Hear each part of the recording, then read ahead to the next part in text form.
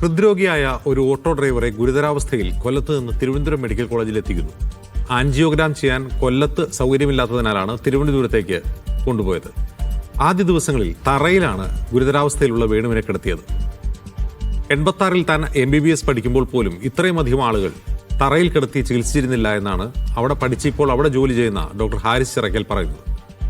വേണുവിന് മതിയായ ചികിത്സ ലഭിച്ചില്ലെന്ന് വേണു തന്നെ പറയുന്ന ശബ്ദ സന്ദേശം പുറത്തു വരുന്നത് അയാളുടെ മരണശേഷമാണ്. കുടുംബവും അക്കാര്യം ആവർത്തിക്കുന്നു. സിസ്റ്റത്തിന്റെ പ്രശ്നമാണ് എല്ലാം എന്ന് മന്ത്രി പറയുന്നുണ്ട്. ഡോക്ടർ ഹാരിസ് പറയും പോലെ ഈ സിസ്റ്റം ഇപ്പോഴും 86-ൽ തന്നെയാണ്. സ്വാഗതം സ്പെഷ്യൽ എഡിഷനിലേക്ക്. നമ്മുടെ ഒപ്പം അതിഥികളായി കോൺഗ്രസ് വക്താവ് PM നിയാസ്, മാധ്യമപ്രവർത്തകൻ K ഷാജി, ആരോഗ്യ പ്രവർത്തകൻ ഡോക്ടർ മോഹൻദാസ് എന്നിവർ. ആദ്യം ഡോക്ടർ മോഹൻദാസിലേക്ക്. ഡോക്ടർ മോഹൻദാസ്, നന്നായി എക്വിപ്ഡ് അല്ല മെഡിക്കൽ കോളേജുകൾ എന്നുള്ള പരാതി ആരോഗ്യ പ്രവർത്തകർക്ക് തന്നെയുണ്ട്. സ്റ്റാഫ് പാറ്റേൺ വളരെ മോശമാണ്. 70-കളിലെയോ 80-കളിലേക്കോ സ്റ്റാഫ് പാറ്റേൺ വെച്ചാണ് ഇപ്പോൾ പ്രവർത്തിക്കുന്നത്. അതുപോലും പാലിക്കുന്നില്ല എന്ന ആക്ഷേപം ആരോഗ്യ പ്രവർത്തകർ തന്നെ മുന്നോട്ട് വയ്ക്കുന്നതാണ്. ഇത് തറയിൽ കിടത്തി ചികിത്സിക്കുക എന്ന് മാത്രമല്ല, അതൊരു മനുഷ്യത്വരഹിതമായ കാര്യമായിട്ട് ഡോക്ടർ ഹാരിസ് ചിറക്കൽ ചൂണ്ടിക്കാട്ടുന്നു. ഒരു കാര്യം. രണ്ടാമത്തെ കാര്യം, തങ്ങൾ പ്രോട്ടോകോൾ പാലിച്ചിരുന്നു ഇക്കാര്യത്തിൽ എന്നാണ് മെഡിക്കൽ കോളേജ് ആശുപത്രിയുടെ വിശദീകരണം. ഇതിലെ പ്രോട്ടോകോൾ യഥാർത്ഥത്തിൽ എന്താണ്? അത് പാലിക്കപ്പെട്ടിട്ടുണ്ടോ? കുടുംബം പറയുന്നത് മറ്റൊരു കഥയാണ്.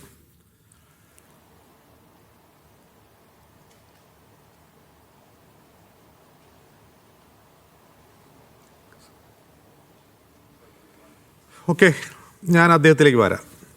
K ഷാജി, ഇവിടെ യഥാർത്ഥത്തിൽ എന്താണ് സംഭവിച്ചിട്ടുണ്ടാവുക? ഈ തിരുവനന്തപുരം മെഡിക്കൽ കോളേജ് ആശുപത്രിയിൽ അത്ര പോലും അടിസ്ഥാന സൗകര്യങ്ങളില്ലേ? നമ്മുടെ അനുഭവങ്ങൾ പലതുണ്ട്. കഴിഞ്ഞ കുറേ ദിവസങ്ങളായിട്ട് ഒരുപാട് മനുഷ്യർ പറയുന്നുണ്ട്, തിരുവനന്തപുരം മെഡിക്കൽ കോളേജിൽ വിദഗ്ധ ചികിത്സ കിട്ടണമെങ്കിൽ, അടിയന്തരമായ ശസ്ത്രക്രിയ നടക്കണമെങ്കിൽ ഉന്നതങ്ങളിൽ നിന്ന് വിളിക്കണം, രാഷ്ട്രീയമായ ഇടപെടലുണ്ടാവണം. അതിൻ്റെ അർത്ഥം ഒരു സാധാരണഗതിയിൽ ചികിത്സ തേടിക്കൊണ്ട് പോകുന്ന ഒരാൾക്ക്, അടിയന്തര ശസ്ത്രക്രിയ വേണ്ട ഒരാൾക്ക്, പെട്ടെന്നുള്ള ഒരു ഡോക്ടർ പരിചരണം വേണ്ട ഒരാൾക്ക് അത് കിട്ടുന്നില്ല. അത് കിട്ടണമെങ്കിൽ ആരെങ്കിലും ഇടപെടണം. കാരണം അത്രമാത്രം അവിടെ സംവിധാനങ്ങളുടെ അപര്യാപ്തതയുണ്ട്. ഡോക്ടർമാരുടെ കാര്യത്തിലും വിദഗ്ധരുടെ കാര്യത്തിലും നഴ്സുമാരുടെ കാര്യത്തിൽ മറ്റ് ആരോഗ്യ പ്രവർത്തകരുടെ എണ്ണത്തിൻ്റെ കാര്യത്തിലൊക്കെ വലിയ കുറവുണ്ട്. ആ കുറവുകൾ നികത്തുന്നതിൽ ആരോഗ്യവകുപ്പും ധനവകുപ്പും തമ്മിൽ വലിയ പ്രതിസന്ധി, വലിയൊരു ആഘാതം നടക്കുന്ന ഒരു സമയം കൂടിയാണ്. കാരണം ആരോഗ്യവകുപ്പ് പറഞ്ഞ പല പോസ്റ്റുകളും നികത്തിയിട്ടില്ല, അതവിടെ നിൽക്കുന്നു. പക്ഷെ ഇതിൻ്റെ ഒപ്പം തന്നെ കഴിഞ്ഞ ദിവസങ്ങളായി വന്ന മറ്റൊരു കാര്യമുണ്ട്. ഈ കിടപ്പ് രോഗികളുടെ എണ്ണത്തിൽ വളരെ ഗണ്യമായ കുറവ് വന്നിട്ടുണ്ടെന്നാണ് സർക്കാരിൻ്റെ രേഖകൾ വ്യക്തമാക്കുന്നത്. ഒരു വശത്ത് കിടപ്പ് രോഗികളുടെ എണ്ണം കുറയുന്നു, അത് സർക്കാർ തന്നെ സമ്മതിക്കുന്നു. മറുവശത്ത് ഇങ്ങനെ വരുന്ന കിടപ്പ് രോഗികൾക്ക് വേണ്ട ചികിത്സ കിട്ടുന്നില്ല, വ്യക്തമായ ചികിത്സ കിട്ടുന്നില്ല, അവരെ നിലത്ത് കിടത്തുന്നു. ദിവസങ്ങളോളം അവരോട് നിങ്ങളുടെ എന്താണ് അസുഖമെന്ന് അന്വേഷിക്കാൻ പോലും ഒരാൾ വരാതിരിക്കുന്നു.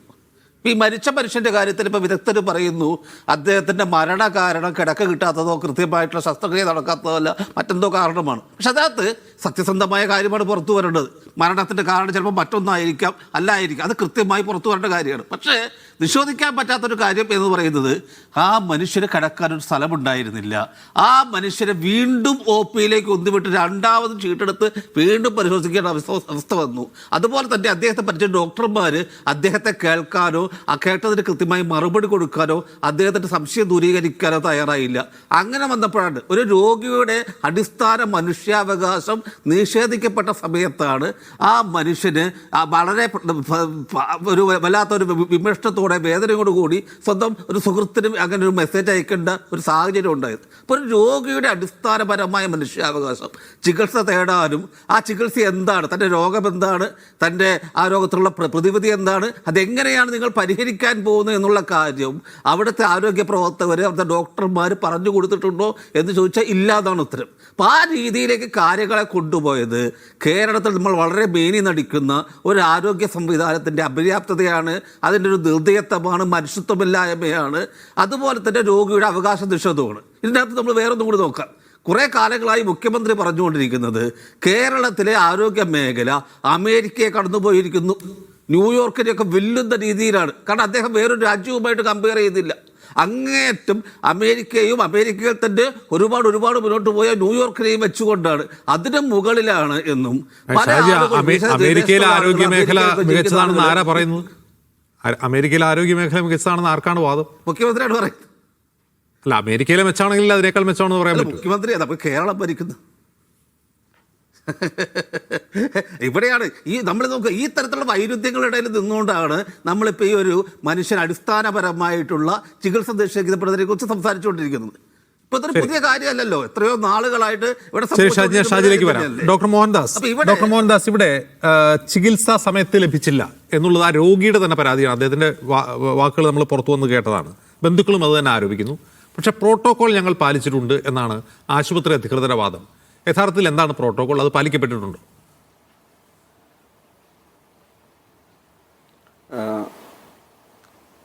അതായത് ഒരു ഹൃദ്രോഗം, അതായത് കൊറോണറി ആർട്ടറി ഡിസീസ് ആയിട്ടാണ് ഈ രോഗിയെ മെഡിക്കൽ കോളേജിലേക്ക് റെഫർ ചെയ്യുന്നത്. അപ്പോൾ അതിന് അങ്ങനെയുള്ള ഒരു രോഗത്തിനുള്ള ചികിത്സ കൃത്യമായിട്ട് അറിയുന്നത് കാർഡിയോളജി ഡോക്ടർമാർക്കാണല്ലോ. ഞാനൊരു പീഡിയാട്രീഷ്യനാണ്. എനിക്ക് അതിനെപ്പറ്റി 100% കൃത്യമായിട്ട് അറിഞ്ഞുകൂടാ. ഞാൻ എൻ്റെ സുഹൃത്തുക്കളായ കാർഡിയോളജി ഡോക്ടർമാരോട് ചോദിച്ച് മനസ്സിലാക്കിയ കാര്യങ്ങളാണ് ഞാനിവിടെ പറയുന്നത്. ഈ രോഗി ഞാൻ മനസ്സിലാക്കിയെടുത്തോളം ഇതിനു മുമ്പ് 2 തവണ സ്ട്രോക്ക് വന്നിട്ടുള്ളൊരു രോഗിയാണ്, ഡയബറ്റീസ് ഉള്ള രോഗിയാണ്. അദ്ദേഹത്തിന് ഈ ഹൃദയാഘാതം സംഭവിച്ചിട്ട് 24 മണിക്കൂർ കഴിഞ്ഞതിന് ശേഷമാണ് മെഡിക്കൽ കോളേജിൽ എത്തിയത്. 24 മണിക്കൂർ കഴിഞ്ഞാൽ ആ സമയത്ത് അവിടെ എത്തുന്ന സമയത്ത് പ്രത്യേകിച്ച് സിംറ്റംസ് ഒന്നും ഇല്ല എങ്കിൽ ഉടനെ തന്നെ ആൻജിയോപ്ലാസ്റ്റി ചെയ്യാൻ പാടില്ല. അല്ലെങ്കിൽ അങ്ങനെ ചെയ്യുന്നത് രോഗിക്ക് ഗുണത്തെക്കാളും ദോഷം വരുത്താനാണ് സാധ്യത എന്നാണ് കാർഡിയോളജിസ്റ്റുകളോട് ചോദിച്ചപ്പോൾ എനിക്ക് മനസ്സിലാക്കാൻ പറ്റിയത്.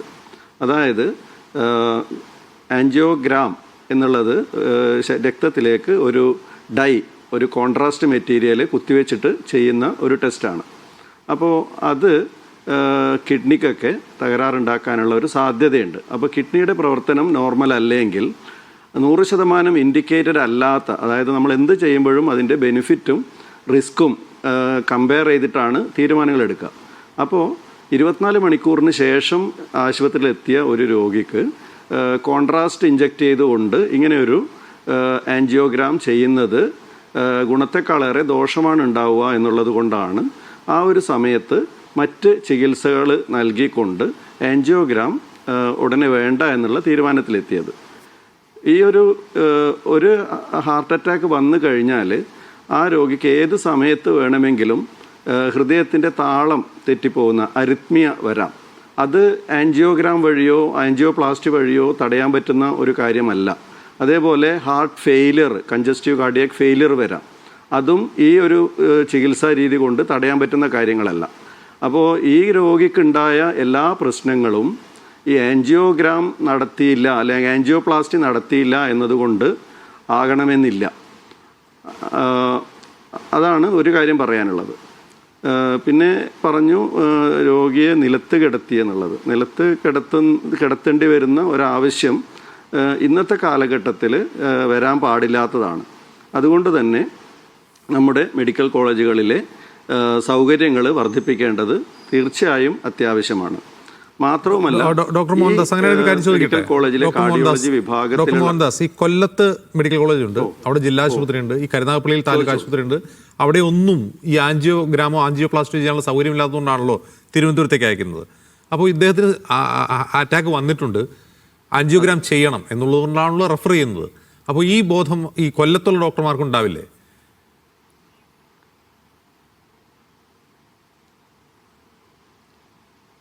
ആൻജിയോഗ്രാം ചെയ്യേണ്ടി വരുമെന്നുള്ള ഒരു ധാരണ. ഇത് പലപ്പോഴും മെഡിക്കൽ കോളേജുകളിലേക്ക് രോഗികൾ റെഫർ ചെയ്യപ്പെടുമ്പോൾ അവരെ കണ്ടുകൊണ്ടിരിക്കുന്ന ഡോക്ടർമാർ ചില ചികിത്സാ രീതികൾ അവരോട് പറഞ്ഞിട്ടുണ്ടാവും.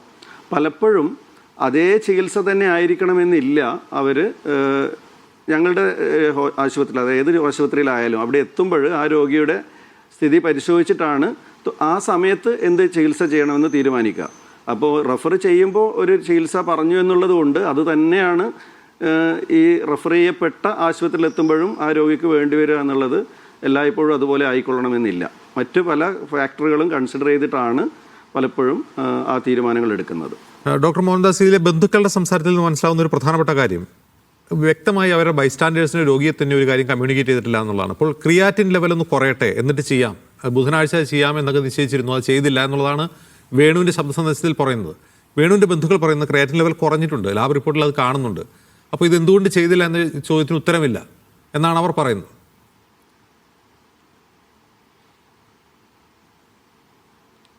അത്തരം ഡീറ്റെയിൽസ് എനിക്ക് അറിഞ്ഞുകൂടാ.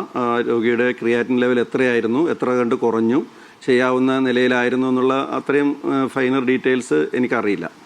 ഡോക്ടർ മോഹൻദാസ്, എന്നാലും ഇത്ര എക്യുപ്ഡ് അല്ലാത്ത, പശ്ചാത്തല സൗകര്യങ്ങളില്ലാത്ത മെഡിക്കൽ കോളേജുകൾ യഥാർത്ഥത്തിൽ സർക്കാരിനും പൊതുജനത്തിനും നിങ്ങളെപ്പോൾ ആരോഗ്യ പ്രവർത്തകർക്ക് ഒരു ബാധ്യതയാവുകയല്ലേ? നമുക്ക് മെഡിക്കൽ കോളേജ് ധാരാളമുണ്ട്. പാരിപ്പള്ളിയിൽ, കൊല്ലം ജില്ലയിലെ പാരിപ്പള്ളിയിൽ മെഡിക്കൽ കോളേജുണ്ട്.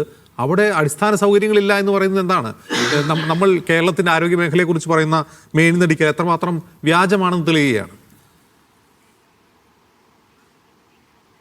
അതുകൊണ്ട് തന്നെയാണല്ലോ ഇപ്പോൾ KGM-CTA ഒരു സമരപാതയിലേക്ക് നീങ്ങിയിരിക്കുന്നത്. അതായത് കേരളത്തിൽ എല്ലാ ജില്ലകളിലും മെഡിക്കൽ കോളേജുകൾ വന്നു കഴിഞ്ഞു.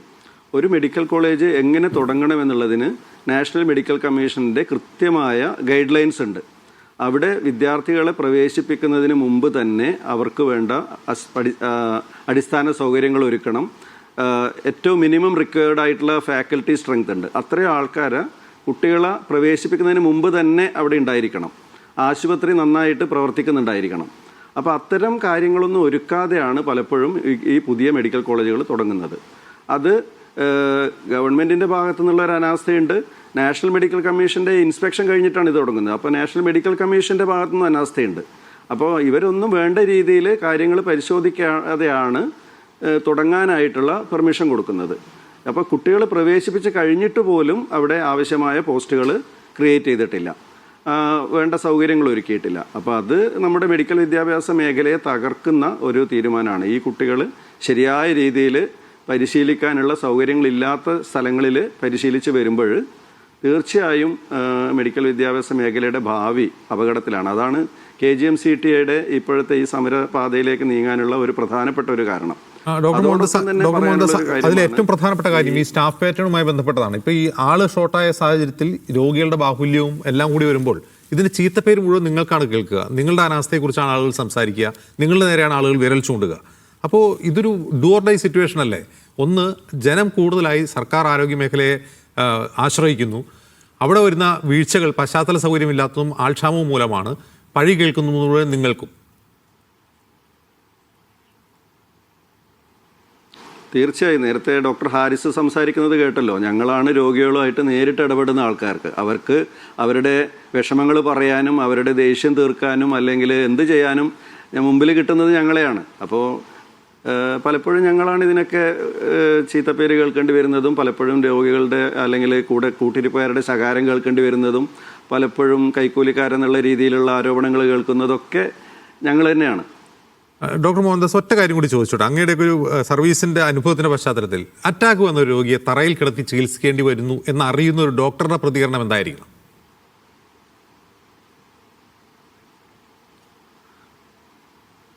തീർച്ചയായും ആ ഒരു കാര്യത്തിൽ മാറ്റം വരേണ്ടത് തന്നെയാണ്. അങ്ങനെയൊന്നും ഉണ്ടാവാൻ പാടില്ല. ആവശ്യത്തിന് കിടക്കകളും അത്രയും ബെഡ് സ്ട്രെങ്ത് മാനേജ് ചെയ്യാനുള്ള സ്റ്റാഫും വേണം. കിടക്കകൾ മാത്രം ഉണ്ടായിട്ട് കാര്യമില്ല, അതിന് വേണ്ടുന്ന സ്റ്റാഫും വേണം. അത് ഡോക്ടർമാർ മാത്രമല്ല, നഴ്സുമാരും മറ്റേ അറ്റൻഡർമാരും ക്ലീനിങ് ആൾക്കാരും ലാബറട്ടറി ഫെസിലിറ്റി എല്ലാ കാര്യങ്ങളും അതിന് അനുപാതികമായിട്ട് ഇമ്പ്രൂവ് ചെയ്താൽ മാത്രമേ നല്ല ചികിത്സ നമുക്ക് രോഗികൾക്ക് കൊടുക്കാൻ പറ്റുള്ളൂ. ശരി, ശ്രീ PM നിയാസ്, എല്ലാ ജില്ലയിലും മെഡിക്കൽ കോളേജ് എന്നുള്ളത് അന്തരിച്ച മുഖ്യമന്ത്രി ഉമ്മൻചാണ്ടിയുടെ ഒരു സ്വപ്നമായിരുന്നു. അദ്ദേഹം തുടങ്ങി വെച്ചിട്ടാണ് അദ്ദേഹം ഭരണം ഒഴിഞ്ഞത്. തുടങ്ങി വെച്ചത് ശരിയാണ്, പക്ഷേ ആ മെഡിക്കൽ കോളേജുകളുടെ അവസ്ഥ എന്താണ്? കൊല്ലം ജില്ലയിലുള്ള ഒരാൾക്ക് മെഡിക്കൽ കോളേജിൽ ലഭിക്കേണ്ട, കേവലം ജില്ലാ ആശുപത്രികളിൽ ലഭിക്കേണ്ട ചികിത്സ ലഭ്യമല്ല. കൊല്ലത്ത് ജില്ലാ ആശുപത്രി വേറെയുണ്ട്. സാധാരണ മുൻകാലങ്ങളിൽ താലൂക്ക് ആശുപത്രികളിൽ പോലും ഇത്തരം സൗകര്യങ്ങളുണ്ടായിരുന്നു. ഇപ്പോൾ മെഡിക്കൽ കോളേജിൽ പോലും അത് ലഭ്യമല്ല. അവിടെ ചെന്നാൽ കിടക്കാൻ കട്ടിലില്ല, ചികിത്സ ലഭിക്കുന്നില്ല എന്നൊക്കെയാണ് പരാതികൾ. ഇത് ആവർത്തിച്ച് കേൾക്കുകയാണ്. ഇത് ഒരു ദീർഘദൃഷ്ടിയില്ലാത്ത മെഡിക്കൽ വിദ്യാഭ്യാസ രംഗത്തെ വികസനമായിരുന്നോ ഉമ്മൻചാണ്ടി തുടങ്ങി വെച്ചത്? നമുക്ക് അങ്ങനെ പറയാൻ സാധിക്കും? കേരളത്തിൽ 5 മെഡിക്കൽ കോളേജുകൾ മാത്രം ഉണ്ടായിരുന്ന കേരളത്തിൽ ആളുകൾക്ക് ചികിത്സാ സൗകര്യങ്ങൾ പൊതുമേഖലയിൽ കിട്ടുന്നില്ല എന്നും ആവശ്യത്തിന് ഡോക്ടർമാരെ കേരളത്തിൽ നമുക്ക് ലഭ്യമാവാത്ത സാഹചര്യം ഉണ്ടായി എന്നുള്ളത് യാഥാർത്ഥ്യമാണ്. കേരളത്തിലെ ജനങ്ങൾ തമിഴ്നാട്ടിലേക്കും കർണാടകത്തിലേക്കും ഒഴുകി പോവുകയും കേരളത്തിലെ ജനങ്ങൾക്ക് കുട്ടികൾക്ക് ബുദ്ധിമുട്ടുണ്ടാവുകയും ചെയ്യുമ്പോഴാണ് ഇത്തരത്തിലുള്ള തീരുമാനമെടുത്തത്. ആ തീരുമാനം നല്ല രീതിയിൽ നടപ്പിലാക്കുവാൻ കുറെ കാര്യങ്ങൾ വേണം. അടിസ്ഥാന സൗകര്യങ്ങൾ വേണം, ആവശ്യമായ സ്റ്റാഫ് വേണം, ആവശ്യമായ ഉപകരണങ്ങൾ വേണം, അത് കൊണ്ടുകൊടുക്കാനുള്ള മെക്കാനിസം ഉണ്ടാകണം. ഇതെല്ലാമാണ് ഒരു മെഡിക്കൽ കോളേജ് മുന്നോട്ട് കൊണ്ടുപോകാൻ കഴിയേണ്ടത്. കഴിഞ്ഞ 9.5 വർഷക്കാലമായി ഉമ്മൻചാണ്ടി കൊണ്ടുവന്ന് എത്ര കോളേജുകൾ നന്നായി കൊണ്ടുപോയി. പക്ഷേ അതിനുശേഷം ഓരോ വർഷവും ആ രോഗികളുടെ എണ്ണത്തിനനുസരിച്ച്, വർധനവിനനുസരിച്ച് ആവശ്യമായ സൗകര്യങ്ങൾ കൂട്ടിക്കൊണ്ടിരിക്കണം. ഇപ്പൊ നമ്മുടെ ചെറിയ വീടുകൾ ഉണ്ടാക്കി ആ വീട്ടിൽ ആളുകൾ വർദ്ധിപ്പിക്കുമ്പോൾ അതിനാവശ്യമായ സൗകര്യങ്ങൾ നമ്മൾ വീട്ടിൽ വർദ്ധിപ്പിക്കരുത്. എന്നതുപോലെ മെഡിക്കൽ കോളേജിൽ ആവശ്യമായ സൗകര്യങ്ങൾ ഉണ്ടാക്കണം. അത് ഉണ്ടാക്കേണ്ട ഉത്തരവാദിത്തമാരാണ്. ഞാൻ ഒറ്റ ഉദാഹരണം പറയാം. കോഴിക്കോട് മെഡിക്കൽ കോളേജിൽ നമ്മുടെ കേന്ദ്ര പദ്ധതിയുടെ ഭാഗമായി, PMSA പദ്ധതിയുടെ ഭാഗമായി ഒരു സൂപ്പർ സ്പെഷ്യാലിറ്റി ബ്ലോക്കുകൾ വന്നു. അതുപോലെ കാഷ്വാലിറ്റി ബ്ലോക്ക് വന്നു. ആ ബ്ലോക്ക് വന്നത് 198 കോടി രൂപയുടെ കേന്ദ്ര പദ്ധതിയാണ്. ആ കേന്ദ്ര പദ്ധതി ഒപ്പുവെക്കുമ്പോൾ കേരളവും കേന്ദ്ര ആരോഗ്യ വകുപ്പും തമ്മിൽ ഒരു കരാർ ഒപ്പുവെച്ചു. ആ കരാറിൽ ഞങ്ങൾ കെട്ടിടം ഉണ്ടാക്കി തരും, കെട്ടിടത്തിൽ അടിസ്ഥാന സൗകര്യം ഉണ്ടാക്കി തരും. പക്ഷേ അതിലേക്ക് വേണ്ട 131 ജീവനക്കാരെ നിയമിക്കാനും ആ നിയമിക്കുന്ന ആളുകൾക്ക് ശമ്പളം കൊടുക്കാനുള്ള ഉത്തരവാദിത്വം കേരളത്തിലെ സർക്കാർ ചെയ്യണമെന്ന് ഉത്തരവുണ്ടാക്കി. ആ ഉത്തരവ് പ്രകാരം ഈ ബിൽഡിംഗ് പണം സർക്കാർ കൊടുത്തു. ആ പണപ്രകാരം പണത്തിന്റെ ലഭ്യത ലഭിച്ചു, കെട്ടിടമുണ്ടാക്കി. പക്ഷെ 5 കൊല്ലം കഴിഞ്ഞിട്ട് പോലും ആ കെട്ടിടം ഉദ്ഘാടനം ചെയ്യാൻ കഴിഞ്ഞില്ല. കാരണം എന്താ? കാരണം അവിടെ ആവശ്യമായ സ്റ്റാഫിനെ വെച്ചില്ല. അവസാനം ആവശ്യമായ സ്റ്റാഫിനെ വെക്കാതെ തന്നെ അവിടെ കെട്ടിടം ഉദ്ഘാടനം ചെയ്തു. ആവശ്യക്കാരെ ഷോർട്ടേജും അവിടെ സെക്യൂരിറ്റി ജീവനക്കാരും ഇല്ലാത്തതിന്റെ പേരിൽ അവിടെ 2 തവണ തീപിടുത്തമുണ്ടായി. 5 പേരുടെ ജീവനാണ് നമുക്ക് അവിടെ നഷ്ടപ്പെടാനുള്ള സാഹചര്യം ഉണ്ടായത്. ഇത് ഒരു കാര്യമല്ല. കേരളത്തിലെ കോട്ടയം മെഡിക്കൽ കോളേജിൽ ബിന്ദു എന്ന ഒരു കുട്ടിരിപ്പുകാരി മരണപ്പെട്ടതിന്റെ ഉത്തരവാദിത്വം എന്താ? എത്രയോ കാലങ്ങൾക്ക് മുമ്പ് ഉണ്ടാക്കിയ ഒരു കെട്ടിടം ആ കെട്ടിടത്തിലേക്ക് മാറ്റി ആവശ്യമായ സൗകര്യം ഉണ്ടാക്കിയ ആ കെട്ടിടത്തിലേക്ക് മാറ്റുവാൻ സർക്കാരിന് എന്തുകൊണ്ട് അമാന്തമുണ്ടായി? അപ്പൊ അവിടെ വീഴ്ച ആരുടെ ഭാഗത്താണ്? സംസ്ഥാന സർക്കാരിന്റെ ഭാഗത്ത്. ഇവിടെ ഒരു ആരോഗ്യമന്ത്രി നമുക്ക് പറഞ്ഞല്ലോ, ഇവിടെ നമ്മുടെ സർക്കാർ എന്ന കപ്പൽ ആടി ഉലയുകയില്ല, അതിനൊരു കപ്പിത്താൻ ഉണ്ടായി എന്ന്. എന്നാൽ ഈ ആരോഗ്യ മേഖല ആടി ഉലയുകയില്ലേ? അതിനിപ്പോ ഒരു കപ്പിത്താനുണ്ടോ? അവിടെ ഈ ഇത്തരം കാര്യങ്ങൾ ചെയ്യുവാൻ എല്ലാം സിസ്റ്റത്തിന് തകരാറെന്ന് പറഞ്ഞു നിൽക്കുന്ന ഒരു ആരോഗ്യ വകുപ്പ് മന്ത്രിയല്ലേ നമ്മൾ കാണുന്നത്. ഇവിടെ താങ്കൾ പറഞ്ഞത് ശരിയാണ്. ഈ ആരോഗ്യ മേഖലയിലെ പുതിയ മെഡിക്കൽ കോളേജുകൾ ആവശ്യമായ സൗകര്യം ഉണ്ടാക്കേണ്ടത് ആരാണ്? അതാത് കാലത്തെ ഭരണാധികാരികളും അതാത് കാലത്തെ ആരോഗ്യ വകുപ്പും. ഈ കേരളത്തിലെ ആരോഗ്യ വകുപ്പ് 160 പേരെ മെഡിക്കൽ കോളേജിലേക്ക് നിയമിക്കണമെന്ന് ആവശ്യപ്പെട്ട് 5 കൊല്ലമായി എന്ന് നമ്മളുടെ ആരോഗ്യമന്ത്രിക്ക് സമ്മതിക്കേണ്ടി വന്നല്ലോ. എന്താ കൊടുക്കാഞ്ഞത്? സംസ്ഥാനത്തെ സർക്കാരിന് സാമ്പത്തിക പ്രതിസന്ധി. എന്താ കേരളത്തിലെ കോഴിക്കോട് മെഡിക്കൽ കോളേജ് ഉൾപ്പെടെ ഉള്ള സ്ഥലങ്ങളിൽ അവിടെ വേണ്ട സർജറി നിർത്തിവെച്ചത്? എന്തിനുമില്ല, ഉപകരണങ്ങൾ സപ്ലൈ ചെയ്യുന്ന ആളുകൾക്ക് അവരുടെ കുടിശ്ശിക കൊടുക്കാത്തത് കൊണ്ട് അവർ അവിടെ നിർത്തിവെച്ചു. കോഴിക്കോട് MP MK രാഘവൻ ഉൾപ്പെടെയുള്ള ആളുകൾക്ക് അവിടെ നിരാഹാര സത്യാഗ്രഹം നടത്തേണ്ടി വന്നു. അങ്ങനെ ഒരു ഭാഗത്ത്. രണ്ടാമത്തെ കാര്യം എന്താ? മരുന്നുകളുടെ വിതരണം പൂർണ്ണമായി ഇല്ലാതാക്കി. ആരാണ് ഉത്തരവാദി? അപ്പൊ നേരത്തെ ഇപ്പൊ ഇവിടെ സംസാരിച്ച ഡോക്ടർ മോഹൻദാസ് വ്യക്തമായി പറഞ്ഞല്ലോ, ഇവിടെ ഇത്രയും സീരിയസ് ആയ ഒരു രോഗിയെ നിലത്ത് കിടത്തിയാൽ ആ രോഗിക്ക് കൂടുതൽ അപകടഘട്ടത്തിലേക്ക് പോകും. ഇത് കോമൺ സെൻസ് ആണ്. ഇവിടെ മെഡിക്കൽ കോളേജിലെ രോഗികൾക്കനുസരിച്ച് സൗകര്യം ഉണ്ടാക്കേണ്ടതിന്റെ ഉത്തരവാദിത്വം സർക്കാരുകൾക്കില്ലേ? അത് കേരള സർക്കാരിനാണെങ്കിലും കേന്ദ്ര സർക്കാരിനും ഇല്ലേ? അത് എന്തുകൊണ്ട് സാധിക്കുന്നില്ല? അപ്പൊ താങ്കൾ ചോദിച്ചൊരു ചോദ്യമുണ്ട് ഡോക്ടറോട്. മെഡിക്കൽ കോളേജുകളിൽ ആവശ്യമായ സൗകര്യങ്ങൾ ഉണ്ടാക്കുക, അല്ലെങ്കിൽ അതിന്റെ താഴെയുള്ള ജില്ലാ ആശുപത്രികളിൽ, അല്ലെങ്കിൽ ജില്ലാ തലത്തിലുള്ള താലൂക്ക് ആശുപത്രികൾ, അല്ലെങ്കിൽ അവിടെ പ്രാഥമിക ആരോഗ്യ കേന്ദ്രങ്ങളിൽ അവിടെയൊക്കെ ഈ സൗകര്യങ്ങൾ ഉണ്ടാക്കാമല്ലോ. അവിടെയൊക്കെ ഈ സൗകര്യങ്ങൾ ഉണ്ടാക്കി ആവശ്യമായ സൗകര്യങ്ങൾ ഉണ്ടാക്കിയാൽ ഈ പാവപ്പെട്ട വേണുമാർ ഇനിയും കേരളത്തിൽ ഉണ്ടാകാത്ത സാഹചര്യം ഉണ്ടാവില്ല. അപ്പൊ അതിന്റെ ഉത്തരവാദികൾ ആരാണ്? ഞാൻ ഒരു കാര്യം തുറന്നു പറയാൻ ആഗ്രഹിക്കട്ടെ. ഒരു ഡോക്ടർ ഇതിനു മുമ്പ് സംസാരിച്ച ഒരു ഷാജി ഡോക്ടർ പറഞ്ഞു അവിടേക്ക് വരേണ്ട കാര്യം. ഷാജി ഡോക്ടർ അല്ല നിയാസ്, അദ്ദേഹം മാധ്യമപ്രവർത്തകനാണ്. ഞങ്ങൾ ആരെങ്കിലും പബ്ലിക് ഹെൽത്തിനെ പറ്റി ധാരാളം റിപ്പോർട്ട് ചെയ്തിട്ടുള്ള ഒരു മാധ്യമപ്രവർത്തകനാണ് ഷാജി. ഹലോ, ഷാജി ഡോക്ടർ അല്ല, അദ്ദേഹം ഒരു മാധ്യമപ്രവർത്തകനാണ്. സോറി. അപ്പൊ ഷാജി, ഞാൻ ഇപ്പോഴും കേട്ടില്ല. ഷാജി ഇവിടെ പറഞ്ഞത് ഒരു കാര്യം ഷാജി പറഞ്ഞത് എനിക്ക് തിരുത്തുണ്ട്. ഇവിടെ ഞങ്ങൾ ആരുമല്ല നമ്മുടെ വേണുവിനെ മെഡിക്കൽ കോളേജിലേക്ക് റെഫർ ചെയ്തത്. മെഡിക്കൽ കോളേജിൽ റെഫർ ചെയ്യുമ്പോൾ റെഫറിംഗ് പേപ്പറിൽ അടിയന്തരമായി പ്ലാസ്റ്റും ആൻജിയോ നടത്തണമെന്ന തീരുമാനത്തോടു കൂടിയാണ് അവിടേക്ക് വിടുന്നത്. അങ്ങനെ വിട്ടിട്ട് അവിടെ പ്രോട്ടോകോൾ ഉണ്ടാക്കി എന്ന് പറയുന്നത്. ഞാൻ ഒരൊറ്റ കാര്യം ചോദിക്കട്ടെ, ഇനി പ്രോട്ടോകോൾ ഒക്കെ വിടുക. ആ പേഷ്യന്റ് മരിക്കുന്നതിന് മുമ്പ് ഞങ്ങൾ ആരുമല്ലല്ലോ അദ്ദേഹത്തിന്റെ സ്വന്തം ശബ്ദത്തിൽ അദ്ദേഹം പറഞ്ഞ വാക്കുകൾ എന്താ? രോഗിയുടെ സേവനം ആർക്ക് വേണ്ടിയാണ്? അദ്ദേഹം പറഞ്ഞെന്താ? അടിയന്തര ചികിത്സ നൽകിയില്ല. ഇവിടെ എല്ലാത്തിനും കാശ്, ഇവിടെ എല്ലാം കൊടുക്കുന്ന കാശിന് മാത്രമാണ്. പട്ടിയെ നോക്കുന്നത് പോലെ, നായയെ നോക്കുന്ന കണ്ടുകൊണ്ട് പോലും എന്നെ നോക്കുന്നില്ല എന്ന് പറഞ്ഞാൽ, ഒരു പട്ടിക്ക് കിട്ടുന്ന അല്ലെ ഒരു നായക്ക് കിട്ടുന്ന പരിഗണന പോലും ഒരു പാവപ്പെട്ട മനുഷ്യന് കിട്ടുന്നില്ല എന്ന് പറഞ്ഞാൽ കേരളത്തിലെ ആരോഗ്യ വകുപ്പ് നമ്പർ 1 ആണോ? കേരളത്തിലെ ആരോഗ്യ വകുപ്പിന് എന്താണ് സിസ്റ്റം തകരാറ്? ആരോഗ്യ വകുപ്പ് മന്ത്രിയെ ഞാൻ മാത്രം കുറ്റം പറയുന്നില്ല. പണം കൊടുക്കേണ്ടതാരാണ്? മരുന്നിന് പണം കൊടുക്കേണ്ടതാരാണ്? ഈ ഉപകരണങ്ങളിലെ ഈ പരിപാലനത്തിന് വേണ്ടിയുള്ള പണം കൊടുക്കേണ്ടതാരാണ്? മരുന്നിന് പണം കൊടുക്കേണ്ടതാരാണ്? ഡോക്ടർമാരെ നിയമിക്കാനുള്ള ഉത്തരവിന് ധനകാര്യ വകുപ്പിന്റെ പെർമിഷൻ കൊടുക്കാത്തതിന്റെ കാരണം ഈ സർക്കാരിന്റെ വീഴ്ച ആണ് എന്ന് കാര്യത്തിൽ എന്താണ് സംശയം? അപ്പൊ ഞങ്ങൾ ആലോചിക്കേണ്ടത്, ഇപ്പൊ 14 മെഡിക്കൽ കോളേജ് ഉണ്ടാക്കിയതാണ് കേരളത്തിൽ കുഴപ്പമെന്നാണോ നിങ്ങൾ പറയുന്നത്? ഈ ആശുപത്രി പോലും 14 മെഡിക്കൽ കോളേജ് ആശുപത്രിയിൽ പോലും ചികിത്സിച്ചാൽ തീരാത്ത രോഗികൾ ഇന്ന് കേരളത്തിലെ മെഡിക്കൽ കോളേജിലേക്ക് വന്നുകൊണ്ടിരിക്കുന്നു. പാവപ്പെട്ടവന്റെ കയ്യിൽ പണമില്ല, അവന് സ്വകാര്യ ആശുപത്രിയിൽ പോകുവാൻ കഴിയുന്നില്ല, അവന് ആ ചികിത്സാ ചെലവ് കൊടുക്കാൻ കഴിയുന്നില്ല. അവന് ചികിത്സിക്കേണ്ടത്, പാവപ്പെട്ടവന് ചികിത്സ കൊടുക്കേണ്ടത് ഈ സർക്കാർ ആശുപത്രിയുടെ ബാധ്യതയാണ്, സർക്കാരിന്റെ ബാധ്യതയാണ്. ആ ബാധ്യതയിൽ നിന്ന് ഒഴിഞ്ഞു നിൽക്കുവാൻ ഏത് സർക്കാരിന് സാധിക്കും? കേരളം പണ്ട് ശ്രീചിത്രത്തിനാളുടെ കാലം മുതൽ കേരളത്തിൽ ആരോഗ്യത്തിന് ഒരു സംസ്കാരമുണ്ട്. ആ സംസ്കാരമാണല്ലോ ഈ ചികിത്സ ചെയ്യുന്ന സാഹചര്യം ഉണ്ടാകുന്നത്. ആ സാഹചര്യമാണല്ലോ ഈ കേരളത്തിൽ ഏറ്റവും കൂടുതൽ രോഗങ്ങൾക്ക് പരിഹാരം ഉണ്ടാക്കുകയും ആരോഗ്യ ദൈർഘ്യം നമ്മുടെ ആയുർദൈർഘ്യം കൂട്ടുന്നത്. അപ്പൊ ആയുർദൈർഘ്യം കൂട്ടുവാനുള്ള സാഹചര്യത്തിലേക്ക് കേരളത്തെ കൊണ്ടുവന്നത് മാറി മാറി വന്ന സർക്കാരാണ്. കപ്പിത്താന് കുഴപ്പമുണ്ടാവില്ല എന്ന് പറഞ്ഞ കേരളത്തിലെ ആരോഗ്യ വകുപ്പ് മന്ത്രി ഇപ്പൊ എന്താ എല്ലാം സിസ്റ്റത്തിൽ തകരാറ്. ഞാനൊരു കാര്യം ചോദിക്കട്ടെ, ഞാനൊരു സ്ഥാപനം നടത്തുകയാണ്, ആ സ്ഥാപനത്തിന് എന്ത് കുഴപ്പമുണ്ടായാലും സിസ്റ്റത്തിൽ തകരാറെന്ന് പറഞ്ഞുകൊണ്ട് എനിക്ക് മുമ്പോട്ട് പോകാൻ കഴിയുമോ? ആ സിസ്റ്റത്തിന്റെ തകരാറുകൾ കണ്ടുപിടിക്കുവാൻ നിങ്ങൾ എത്ര അന്വേഷണങ്ങൾ നടത്തി? ആ അന്വേഷണങ്ങളുടെ റിപ്പോർട്ട് എവിടെ?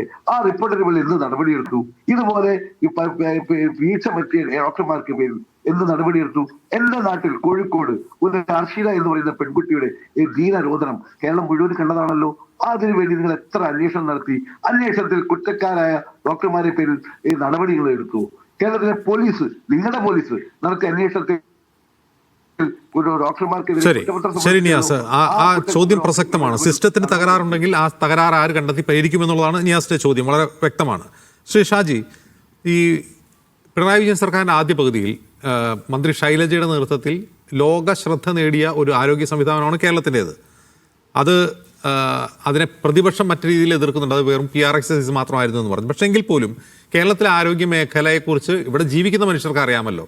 കുറഞ്ഞ പക്ഷം പുറത്തൊക്കെ പോയിട്ടുള്ള ആളുകൾക്ക് അറിയാം കേരളത്തിലെ ആരോഗ്യ മേഖല മികച്ചതാണ്. പക്ഷേ പ്രശ്നം അതിൻ്റെ അഡ്മിനിസ്ട്രേഷനാണ് എന്ന് വരുന്നു. സിസ്റ്റം ശരിയാണ്, സിസ്റ്റത്തിൻ്റെ പ്രശ്നമാണെന്ന് മന്ത്രി പറയുമ്പോൾ നമ്മുടെ സിസ്റ്റം നല്ലതാണ് എന്ന് പലരും പറയുന്നുണ്ട്. സിസ്റ്റമാണ് നല്ലത്, പക്ഷേ അഡ്മിനിസ്ട്രേഷനാണ് പ്രശ്നം എന്ന് തോന്നിയിട്ടുണ്ടോ? അല്ല, ഇത് നമ്മൾ നോക്കുക, ഒരുപാട് കാലങ്ങളിലൂടെ പല സ്ഥലത്തിൽ പല സമയങ്ങളിലായിട്ട് രൂപപ്പെട്ട ഒന്നാണ് കേരളത്തിൻ്റെ ആരോഗ്യ മേഖല. അതല്ലാതെ ഒരു സർക്കാരിൻ്റെ ഒരു പകുതി സമയം കൊണ്ടോ ഏതെങ്കിലും ഒരു കാലഘട്ടം കൊണ്ടോ ഉണ്ടായതല്ല. തീർച്ചയായിട്ടും ഒന്നാം പിണറായി സർക്കാരിൻ്റെ ഭാഗത്തുള്ള കോൺട്രിബ്യൂഷൻസ് ഉണ്ടായിട്ടുണ്ടാവും. പക്ഷേ കേരളത്തിൽ നാളിതുവരെയുള്ള ഒരുപാട് ഇടപെടലുകളുടെ, തിരുത്തലുകളുടെ, ഒരു ജനാധിപത്യപരമായ സമീപനങ്ങളുടെ ഒക്കെ ഫലമാണ് നമ്മൾ നേടിയിട്ടുള്ള ഈ ആരോഗ്യ മേഖലയിലെ വിജയങ്ങൾ. പക്ഷെ നമ്മൾ നോക്കുക, കഴിഞ്ഞൊരു 6 മാസത്തിൽ തന്നെ എടുക്കുക, കെട്ടിടം തകർന്നു വീണിട്ട് പരിചരണത്തിലിരുന്ന കുട്ടി മരിക്കുന്നു. സത്യസന്ധമായി ആത്മാർത്ഥമായി രോഗിയെ നോക്കിയ ഡോക്ടർക്ക് തന്നെ തനിക്ക് നീതി കിട്ടുന്നില്ല എന്ന് വിളിച്ചു പറയേണ്ട സാഹചര്യം വരുന്നു.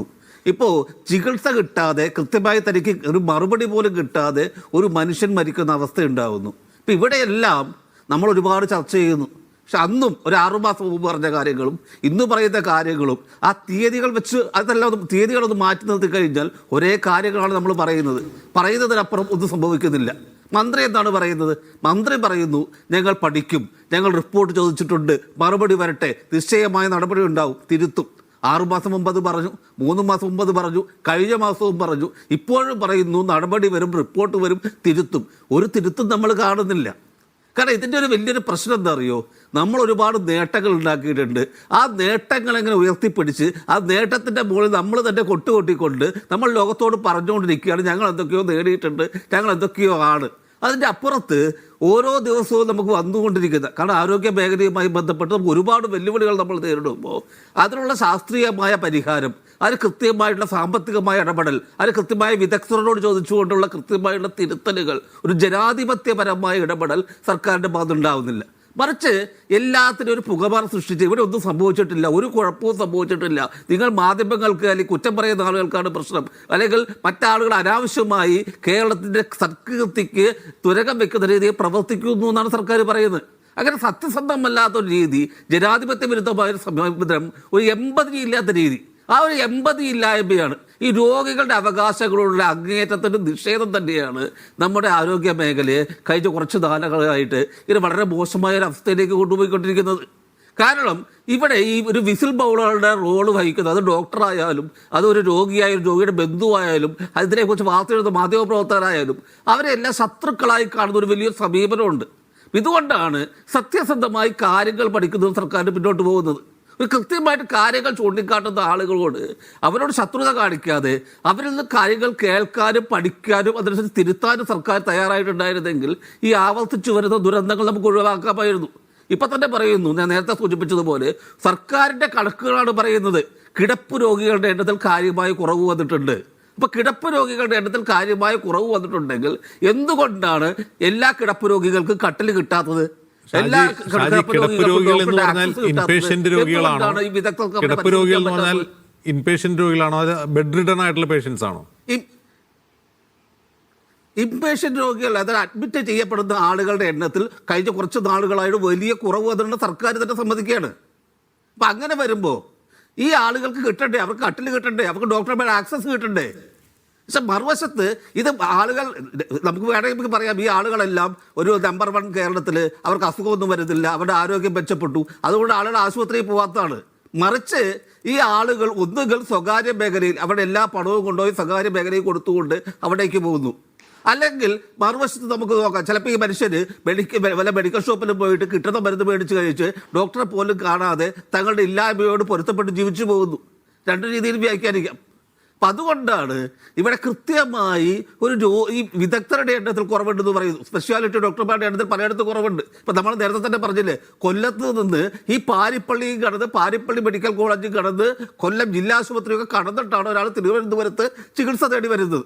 ഇങ്ങനെ വരേണ്ട കാര്യമുണ്ട്. നമ്മൾ എത്രയോ കാലമായി വികേന്ദ്രീകൃതമായിട്ടുള്ള ആരോഗ്യ മേഖല, നമ്മുടെ PHCകൾ, അതുപോലെ താലൂക്ക് ആശുപത്രികളൊക്കെ താഴെത്തട്ടിൽ പഞ്ചായത്തുകൾ നടത്തും, ജില്ലാ പഞ്ചായത്ത് ജില്ലാ ആശുപത്രി നടത്തും, അതിന് മുകളിലേക്കുള്ളത് ആരോഗ്യവകുപ്പ് നേരിട്ട് നടത്തേണ്ടതുള്ളൂ. അപ്പോൾ ഒരു റെഫറൽ സംവിധാനമായിട്ട് ജില്ലാ ആശുപത്രികളും മെഡിക്കൽ കോളേജുകളും പ്രവർത്തിക്കുക, അവിടെ വിദഗ്ധരുണ്ടാവുക, ആ രീതിയിലല്ലേ നമ്മൾ കാര്യങ്ങളൊക്കെ ഒരുപാട് കാലമായിട്ട് പറഞ്ഞുകൊണ്ടിരുന്നിട്ട് ഇതെന്തുകൊണ്ടാണ് നടപ്പിലാകാതെ പോകുന്നത്? ഈ രീതിയിൽ, അതായത് ഒരു രോഗിക്ക് ഒരുപാട് ദൂരം യാത്ര ചെയ്തു വന്ന് ചികിത്സ തേടേണ്ടി വരുന്നൊരവസ്ഥയില്ലേ? ഇപ്പോൾ വയനാട്ടിൽ തന്നെ 2400 കോടിയുടെ തുരങ്കപാത നമ്മൾ ഉണ്ടാക്കുമ്പോൾ നമ്മളതിന് ന്യായം പറയുന്നത് എന്തിനാണ്? കോഴിക്കോട്ടെ മെഡിക്കൽ കോളേജിൽ മറ്റൊരു പ്രകൃതി ദുരന്തം ഉണ്ടായാൽ ആളുകൾക്ക് എളുപ്പത്തിൽ വന്ന് ചികിത്സ നേടാൻ പറ്റുന്ന ഒരു വലിയ 2200-2400 കോടിയുടെ തുരങ്കപാതയാണ്. അല്ലാതെ വയനാട്ടിൽ നല്ലൊരു ആശുപത്രി എല്ലാ സംവിധാനത്തോടു കൂടി ഉണ്ടാവണമെന്ന് ആരും ചിന്തിക്കുന്നില്ല. അതിൽ കാസർഗോഡായാലും ഇടുക്കിയിലായാലും ഈ സമാനമായ സാഹചര്യം പല സ്ഥലത്തുണ്ട്. ഈ മനുഷ്യർക്ക് കൃത്യമായി എളുപ്പത്തിൽ വിദഗ്ധ ചികിത്സ കിട്ടുന്ന, എക്സ്പേർട്ടുകളുടെ സേവനം കിട്ടുന്നൊരവസ്ഥ ഇല്ലാത്ത വലിയൊരു ബുദ്ധിമുട്ട് സംസ്ഥാനത്തുണ്ട്. പിന്നെ സർക്കാർ പറയുന്നു ഒരുപാട് ആളുകൾക്ക് ഇൻഷുറൻസ് പരിരക്ഷ കൊടുത്തിട്ടുണ്ടെന്ന് പറയുന്നു. ഇപ്പോൾ ഈ ചികിത്സ കിട്ടാതെ മരിച്ച ഈ മനുഷ്യന് പോലും ഇത്രയും ഉദാരമായ ഒരു ഇൻഷുറൻസ് സംവിധാനമാണ് ഉള്ളതെങ്കിൽ അദ്ദേഹം എന്തുകൊണ്ട് ആ ഇൻഷുറൻസ് ഉപയോഗിക്കാതെ ഈ ആശുപത്രിയിൽ വന്നു? അത് നമ്മൾ അന്വേഷിക്കണ്ടേ? അപ്പോൾ സാധാരണ മനുഷ്യർക്ക്, താഴെത്തട്ടുള്ള മനുഷ്യർക്ക് ഇൻഷുറൻസ് കവർ കിട്ടുന്നില്ല, വിദഗ്ധരുടെ ചികിത്സ കിട്ടുന്നില്ല, അതുപോലെ തന്നെ ആശുപത്രിയിൽ ചെന്ന് കഴിഞ്ഞിട്ടുണ്ടെങ്കിൽ അവരെ എത്രയും പെട്ടെന്ന് അഡ്മിറ്റ് ചെയ്യാനും അവരുടെ കാര്യങ്ങൾ എന്താണെന്ന് നോക്കാനും അവരെ അതിന് തീവ്രത ബോധ്യപ്പെടുത്താനും. ഇപ്പോൾ നേരത്തെ നിയാസിന് പറഞ്ഞത്, ഞാൻ ഒരിക്കലും വേറൊരു രീതി പറഞ്ഞതല്ല, ആ മനുഷ്യനോട് ചോദിച്ച് മനസ്സിലാക്കി അയാളുടെ രോഗത്തിന് ഡോക്ടറുടേതായ ഒരു വിദഗ്ധനെന്ന നിലയിൽ അദ്ദേഹം മറുപടി കൊടുക്കണമായിരുന്നു എന്നാണ് പറഞ്ഞത്. അല്ലാതെ അവിടെ അനാസ്ഥ ഉണ്ടായിട്ടെന്നല്ല പറഞ്ഞത്. കാരണം വിദഗ്ധന് പറയുമ്പോൾ നമ്മൾ വിദഗ്ധരല്ലാത്തതുകൊണ്ടാണ് പറയുന്നത്. കാരണം അവർ പറയുന്ന കാര്യങ്ങൾ നമ്മൾ മാനിക്കുന്നു. പക്ഷേ ഒരു രോഗിയെ ബോധ്യപ്പെടുത്തുക എന്ന് പറയുന്ന ഏറ്റവും ഫണ്ടമെൻ്റലായ കാര്യം, ഏറ്റവും മനുഷ്യാവകാശപരമായുള്ള കാര്യം, ഒരു രോഗിക്ക് എന്താണ് അസുഖമെന്ന് ആ രോഗിയെ ബോധ്യപ്പെടുത്താനുള്ള ഒരു ചുമതല ഈ ഡോക്ടർക്കുണ്ട്. അതിന് അവിടെ പരാജയപ്പെട്ടിട്ടുണ്ട്. ആ രോഗി ചോദിച്ച ചോദ്യങ്ങൾക്കൊന്നും ഉത്തരം ഉണ്ടായിട്ടില്ലെന്നാണ് അദ്ദേഹം വളരെ വ്യക്തമായി തന്നെ അദ്ദേഹം സുഹൃത്തിന് അയച്ചിട്ടുള്ള ഈ ശബ്ദ സന്ദേശത്തിൽ പറയുന്നത്. ഇവിടെയാണ് നമ്മുടെ ഒരു പ്രശ്നം എന്ന് വെച്ചാൽ നമ്മൾ ഒരുപാട് വലിയ അവകാശവാദങ്ങൾ നടത്തുന്നു. നമ്മൾ അമേരിക്കയ്ക്ക് തുല്യമാണെന്ന് പറയുന്നു, നമ്മൾ ന്യൂയോർക്കിനേക്കാൾ വലുതാണെന്ന് പറയുന്നു. പക്ഷേ നമ്മുടെ താഴെ തട്ടിലൊരു സാധാരണ മനുഷ്യന് 2 ജില്ല കടന്നുപോയിട്ടും വിദഗ്ധ ചികിത്സ കിട്ടുന്നില്ല എന്ന് പറയുന്ന വളരെ പരിതാപകരമായിട്ടുള്ള ഒരു യാഥാർത്ഥ്യമാണ് നമ്മുടെ മുഖത്ത് നോക്കി നമ്മളെ പുച്ഛിച്ചുകൊണ്ട്, നമ്മളെ പരിഹസിച്ചുകൊണ്ട്, നമ്മുടെ പൊള്ളയായ അവകാശവാദങ്ങളെ തകർത്തുകൊണ്ട് നിലനിൽക്കുന്നത്. ഡോക്ടർ മോഹൻദാസ്, ഈ ഇൻഫ്രാസ്ട്രക്ചറിന്റെ പോരായ്മ തീർച്ചയായിട്ടും നിങ്ങളുടെ സേവനത്തെ ബാധിക്കുന്ന ഒന്ന് തന്നെയാണ്. അതീവ ഗുരുതരാവസ്ഥയിൽ വരുന്ന രോഗികളെ നിലത്ത് കിടത്തി ചികിത്സിക്കേണ്ടി വരുന്ന അവസ്ഥ നിങ്ങൾക്ക് കൂടി ബുദ്ധിമുട്ടുണ്ടാകുന്നതാണ്. അതേസമയം ഈ റഫറൽ സംവിധാനമുണ്ടല്ലോ, ആ റഫറൽ സംവിധാനമാണ് യഥാർത്ഥത്തിൽ ഈ ആരോഗ്യമേഖലയെ കാര്യക്ഷമമാക്കുന്നതിൽ പ്രധാന പങ്ക് വഹിക്കുന്നത്. കാരണം പ്രാഥമികാരോഗ്യ കേന്ദ്രങ്ങളെയും കുടുംബാരോഗ്യ കേന്ദ്രങ്ങളെയും ശക്തിപ്പെടുത്തുക എന്നുള്ളൊരു സർക്കാർ പോളിസിയാണ്. അവിടെ കൂടുതൽ ഡോക്ടർമാരെ നിയമിക്കുന്നുണ്ട്. പ്രാഥമികാരോഗ്യ കേന്ദ്രങ്ങളിൽ പോലും 2 ഷിഫ്റ്റിൽ ഡോക്ടർമാർ ജോലി ചെയ്തു വരികയാണ്. അപ്പോൾ ഈ താഴെത്തട്ടിലുള്ള ഈ ആശുപത്രികളെ ബലപ്പെടുത്താത്തതാണോ ഈ മെഡിക്കൽ കോളേജിലേക്ക് ഇത്ര അധികം റഫറൽ കേസുകൾ വരാൻ കാരണം? തീർച്ചയായും അതുതന്നെയാണ് പ്രധാനപ്പെട്ട കാരണം. കേരളത്തിൽ പൊതുവെ മെഡിക്കൽ കോളേജുകളുടെ കാര്യം നോക്കുകയാണെങ്കിൽ മെഡിക്കൽ കോളേജിൽ അഡ്മിറ്റ് ചെയ്യപ്പെടുന്ന എത്ര പേരെ അഡ്മിറ്റ് ചെയ്യാമെന്നുള്ളതിന് കൃത്യമായ കണക്കുകളൊന്നുമില്ല. ബെഡ് സ്ട്രെങ്ത് നിർവഹിച്ചിട്ടുണ്ട്, പക്ഷേ എത്ര പേര് റെഫർ ചെയ്ത് വന്നാലും നമുക്ക് അവരെ ഇവിടെ അഡ്മിറ്റ് ചെയ്യാൻ പറ്റില്ല എന്ന് പറഞ്ഞ് തിരിച്ചുവിടാൻ പറ്റുന്ന ഒരു സംവിധാനമില്ല. നേരെ വിപരീതമായി നോക്കുകയാണെങ്കിൽ ശ്രീചിത്ര പോലെയുള്ള ആശുപത്രികളിൽ അവർ ബെഡ് സ്ട്രെങ്ത്തിന് കണക്കായിട്ടുള്ള ആൾക്കാരെ മാത്രമേ അഡ്മിറ്റ് ചെയ്യുള്ളൂ. അപ്പോൾ ഇപ്പോൾ നമ്മുടെ കേരളത്തിൽ ഏകദേശം 60-70% ആൾക്കാർ പ്രൈവറ്റ് മേഖലയാണ് ആശ്രയിക്കുന്നതെന്ന് പറഞ്ഞു. അവരെന്തുകൊണ്ടാണ് പ്രൈവറ്റ് മേഖലയെ ആശ്രയിക്കുന്നത്? മറ്റ് ഗവൺമെൻറ് സംവിധാനത്തിൽ വേണ്ടത്ര സൗകര്യങ്ങളില്ലാത്തതുകൊണ്ടാണ്. നമ്മൾ സൗകര്യങ്ങൾ മെച്ചപ്പെടുത്തി കഴിഞ്ഞാൽ ഈ കൂടുതൽ ആൾക്കാർ ഗവൺമെൻറ് മേഖലയിൽ വരും. അപ്പോഴും ഈ പറഞ്ഞതുപോലെ ബെഡിൻ്റെ കുറവും അല്ലെങ്കിൽ നിലത്ത് കിടത്തേണ്ടി വരുന്ന അവസരമൊക്കെ ഉണ്ടാവും. കാരണം നമുക്ക് വരുന്നവരെ തിരിച്ചുവിടാൻ പറ്റില്ല. അപ്പോൾ ഇൻഫ്രാസ്ട്രക്ചർ മെച്ചപ്പെടുത്തുന്നതോടൊപ്പം തന്നെ കൃത്യമായ ഒരു റെഫറൽ സംവിധാനവും പെരിഫറൽ ഹോസ്പിറ്റൽസ് ശക്തിപ്പെടുത്തുക. ഇപ്പോൾ പെരിഫറൽ ഹോസ്പിറ്റൽ ശക്തിപ്പെടുത്തുക എന്ന് വെച്ചാൽ അവിടുത്തെ സൗകര്യമില്ലായ്മ മാത്രമല്ല പ്രശ്നം. അവർക്ക് ധൈര്യപൂർവ്വം കേസുകൾ ഏറ്റെടുത്ത് ചികിത്സിക്കാനുള്ള ആ ഒരു കോൺഫിഡൻസ് നമ്മുടെ സമൂഹം അവർക്ക് നൽകുന്നില്ല. അവിടെ പ്രവേശിപ്പിക്കുമ്പോൾ തന്നെ മെഡിക്കൽ കോളേജിലേക്ക് കൊണ്ടുപോകണമെന്ന് ചോദിക്കുകയോ ആ രീതിയിലാണ് പൊതുവേ ആൾക്കാരുടെ ഒരു രീതി കാണുന്നത്. അപ്പോൾ മെഡിക്കൽ കോളേജിൽ എത്തുക എന്നുള്ളതാണ് പലരുടെയും ഒരു ആവശ്യമായിട്ട് തന്നെ വരുന്നത്. അപ്പോൾ പെരിഫറൽ ആശുപത്രികൾ ശക്തിപ്പെടുത്തുകയും ജനങ്ങൾ കൂടുതൽ പെരിഫറൽ ആശുപത്രികളെ വിശ്വാസത്തിലെടുക്കുകയും ചെയ്യുകയാണെങ്കിൽ മാത്രമേ മെഡിക്കൽ കോളേജുകളിലുള്ള തിരക്കിന് കുറവുണ്ടാവുള്ളൂ. അല്ല, അങ്ങനെ ഒരു സിസ്റ്റം വരണമെങ്കിൽ അത് അഡ്മിനിസ്ട്രേറ്റീവ് ലെവലിൽ തന്നെ അതിനൊരു മാറ്റം വരണ്ടേ? അങ്ങനെ മാറ്റം ഉണ്ടായിരുന്നു എന്നാണ് എൻ്റെ ഒരു ഓർമ്മ. കാരണം ഈ ഒരു 2ാം UPA സർക്കാരിൻ്റെ കാലത്ത് പ്രത്യേകിച്ച് VS അച്യുതാനന്ദൻ കേരളം ഭരിച്ചുകൊണ്ടിരിക്കുമ്പോൾ അന്ന് PK ശ്രീമതിയാണ് ആരോഗ്യമന്ത്രി. നമ്മുടെ ഈ കുടുംബാരോഗ്യ കേന്ദ്രങ്ങൾ, പ്രാഥമിക ആരോഗ്യ കേന്ദ്രങ്ങൾ ഇതെല്ലാം കുറേ കൂടി ഡോക്ടർമാരെ ഉൾക്കൊള്ളുന്ന തരത്തിലുള്ള സൗകര്യങ്ങളുള്ള സംവിധാനമായിരുന്നു. ഇന്ന് അത്തരം ആശുപത്രികൾ ദുർബലമാവുന്നെങ്കിൽ എന്തോ ഒരു പ്രശ്നം ഉണ്ടാവില്ലേ? അത് രാഷ്ട്രീയ തലത്തിൽ പരിഹരിക്കേണ്ടതല്ലേ ഡോക്ടർ മോഹൻദാസ്? തീർച്ചയായും രാഷ്ട്രീയ തലത്തിൽ പരിഹരിക്കേണ്ട കുറേ പ്രശ്നങ്ങളുണ്ട്. ഉദാഹരണത്തിന് പ്രസവം നടക്കുന്ന ആശുപത്രികൾ, ഇപ്പോൾ ധാരാളം ആശുപത്രികളിൽ ഗൈനക്കോളജിസ്റ്റിനെ പോസ്റ്റ് ചെയ്തിട്ടുണ്ട്. പക്ഷേ അവിടെ 24 പ്രസവം എന്ന് പറഞ്ഞാൽ ഏതെങ്കിലും ഒരു സമയത്ത് മാത്രം നടത്തേണ്ടതല്ലല്ലോ, 24 മണിക്കൂറും പ്രവർത്തിക്കേണ്ട ആശുപത്രികളായിരിക്കും.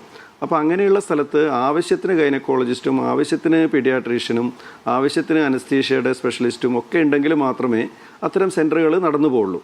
അപ്പോൾ ഇപ്പോൾ ഒരു ജില്ലയിൽ ഒരു 20-25 ഗൈനക്കോളജിസ്റ്റ് ഉണ്ടെങ്കിൽ അവരെ പല സ്ഥലത്തായിട്ട് പോസ്റ്റ് ചെയ്യാതെ 2-3 സ്ഥലങ്ങളിലായിട്ട് പരിമിതപ്പെടുത്തുകയും അവിടെ ആവശ്യത്തിന് എല്ലാ സൗകര്യങ്ങളും ഒരുക്കുകയും ചെയ്യുകയാണെങ്കിൽ ഇപ്പോഴും മറ്റെല്ലാ സ്ഥലത്തും നടക്കുന്ന പ്രസവത്തെക്കാളും കൂടുതൽ പ്രസവം ഈ സെൻറ്ററുകളിൽ നടത്താൻ പറ്റും. പക്ഷേ അത് പലപ്പോഴും ആൾക്കാർ സമ്മതിക്കില്ല. അവിടുത്തെ ലോക്കൽ പൊളിറ്റീഷ്യൻസ് ഇടപെടും. ഒരു ആശുപത്രിയിൽ നിന്ന് ഒരു ഗൈനക്കോളജിസ്റ്റിനെ ഇല്ലാതാവുന്നത് അവർക്ക് ക്ഷീണമായിരിക്കും. അപ്പോൾ ഇതിനൊക്കെ കൃത്യമായ ചില തീരുമാനങ്ങൾ എടുത്ത് അത് ഇംപ്ലിമെൻ്റ് ചെയ്താൽ മാത്രമേ ജനങ്ങൾക്ക് ഇതുകൊണ്ടുള്ള പൂർണ്ണമായ ഉപയോഗം കിട്ടുള്ളൂ. അവരുടെ വീട്ടുമുറ്റത്തുള്ള ആശുപത്രിയിൽ തന്നെ ഡെലിവറി നടക്കണമെന്ന് അവർക്ക് വിചാരിക്കേണ്ട കാര്യമില്ലല്ലോ. അപ്പോൾ ഒരു ജില്ലയിൽ 2-3 സ്ഥലങ്ങൾ മാത്രം ഡെലിവറി പോയിന്റുകളായി, ഞാനൊരു ഉദാഹരണം പറഞ്ഞു എന്നേ ഉള്ളൂ. ഇതുപോലെ ഓരോ കാര്യത്തിലും കൃത്യമായ തീരുമാനങ്ങൾ എടുത്ത് മുന്നോട്ട് പോവുകയാണെങ്കിൽ കുറേ കൂടെ നല്ല രീതിയിൽ നമ്മുടെ പൊതുജനാരോഗ്യ സംവിധാനം ജനങ്ങൾക്ക് ഉപയോഗപ്പെടുത്താവുന്ന രീതിയിലേക്ക് കൊണ്ടുവരാൻ പറ്റും.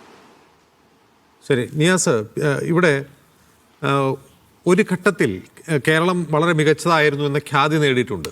വളരെ പെട്ടെന്നുണ്ടായൊരു മാറ്റമാണോ ഇത്? നിങ്ങൾ പറയുന്നതല്ലേ ഈ പിണറായി വിജയൻ വന്നതിന് ശേഷം മോശമായതൊന്നാണോ ഈ പ്രതിപക്ഷം ആരോപിക്കുന്നതല്ലേ? ആരോഗ്യമേഖല ഐസിയുലായി എന്നൊക്കെയാണ് പ്രതിപക്ഷ നേതാവ് സ്ഥിരമായി പറയാറുള്ളത്. അതല്ല, ഇത് ഗ്രാജ്വലി വരുന്ന നമ്മുടെ സിസ്റ്റത്തിലെ കംപ്ലൈൻ്റ് ആണോ?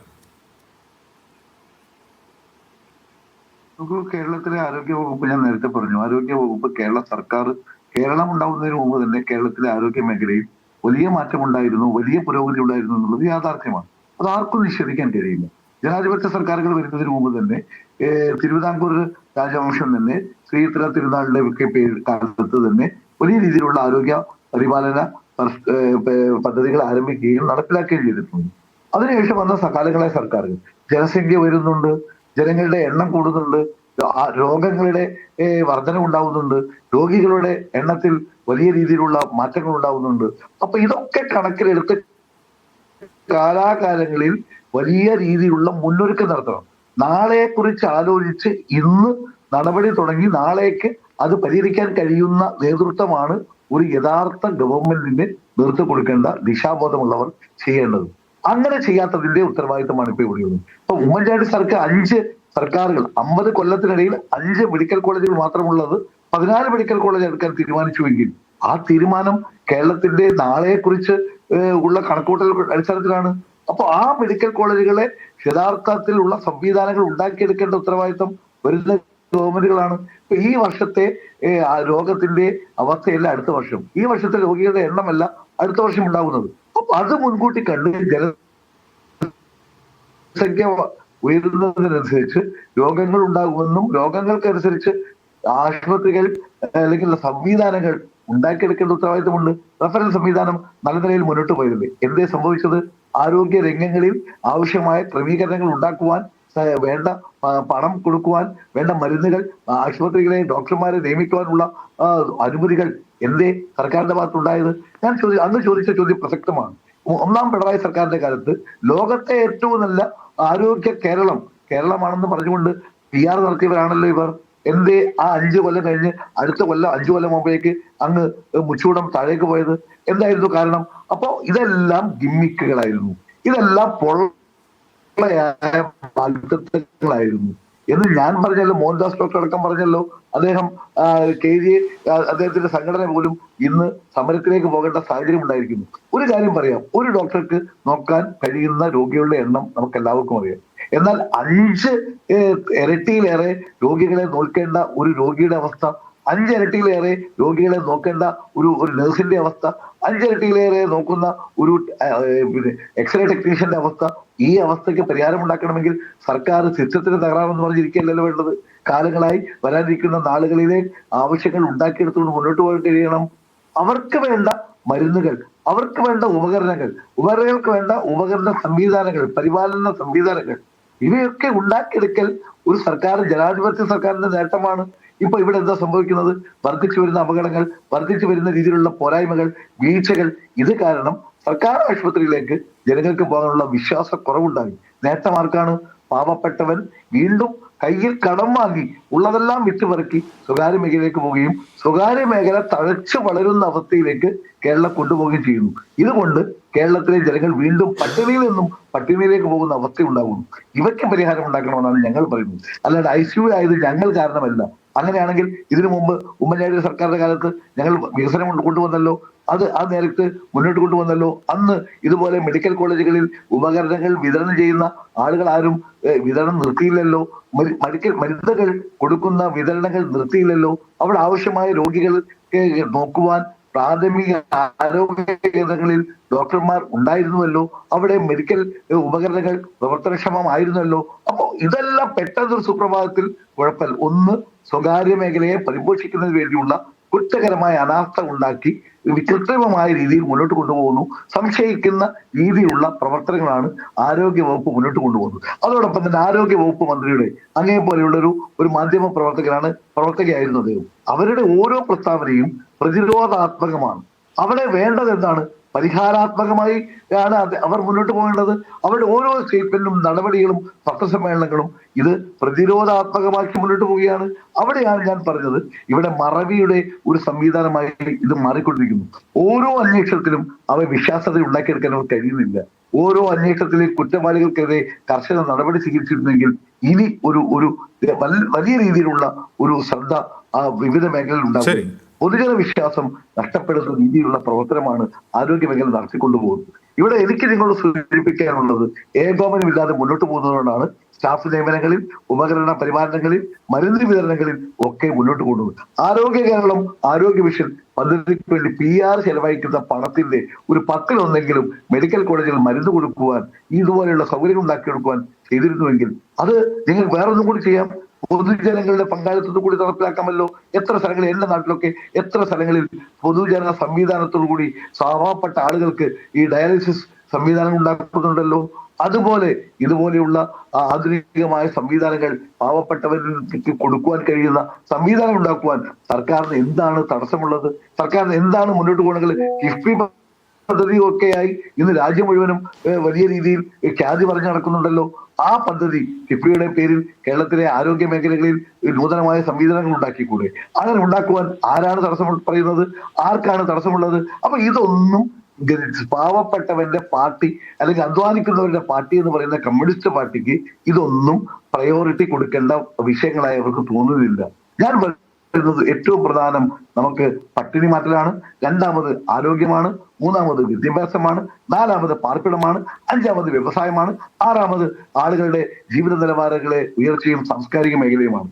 ഈ ഒരു പ്രയോറിറ്റി മുന്നോട്ട് കൊണ്ടുപോകാൻ സർക്കാരിന് കഴിയുന്നില്ല എന്ന് പറഞ്ഞാൽ സർക്കാരിന്റെ ആർജവമില്ലായ്മയാണ്, സർക്കാരിന്റെ കഴിവുകേടാണ്, സർക്കാരിന്റെ ദിശാവാദത്തിൽ ഉണ്ടായിരിക്കുന്ന കുഴപ്പമാണ്. ഈ കുഴപ്പത്തിന്റെ ഉത്തരവാദികൾ ഇവിടെ കപ്പിത്താൻ തന്നെയാണ്.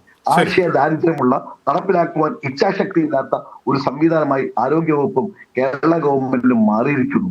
അതിന്റെ ഉത്തരവാദിത്വം മറ്റുള്ളവരുടെ തലയിൽ കെട്ടിവെക്കാൻ ആവില്ല എന്ന് തന്നെയാണ് എനിക്ക് പറയാനുള്ളത്. ശരി ഷാജി, ഈ ഒന്നാം പിണറായി വിജയൻ സർക്കാരിന്റെ കാലത്ത് ഇത്രയും പഴി ആരോഗ്യ മേഖലയ്ക്ക് കേൾക്കേണ്ടി വന്നിട്ടില്ല. മറ്റു പല വകുപ്പുകളും കേൾക്കേണ്ടി വരുമ്പോൾ ആരോഗ്യ മേഖലയ്ക്ക് അത്രയും പഴി കേൾക്കേണ്ടി വന്നിട്ടില്ല.